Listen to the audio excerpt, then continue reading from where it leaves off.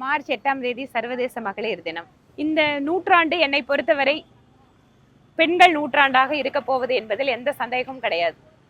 உலகம் முழுக்கவே பெண்கள் எந்தெந்த துறைகள் எல்லாம் அவர்கள் இல்லை அப்படின்னு சொல்லிட்டு இருந்தாங்களோ அந்த துறைகள் எல்லாம் இன்னைக்கு பெருமளவு பெண்கள் வந்துட்டு இருக்காங்க.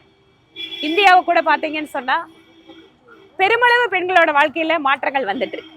கிராமப்புறத்திலேயோ அடித்தட்டில் இருக்கிற பெண்களுக்கு கூட ஒரு கழிப்பிட வசதி, ஒரு வீடு, கேஸ் கனெக்ஷன் அப்படிங்கிறது எல்லாமே இன்னைக்கு சாத்தியமாயிட்டு இருக்கு. அதே மாதிரி பல்வேறு துறைகளில் இந்திய பெண்கள் சாதனை படைத்துக் கொண்டிருக்கிறார்கள்.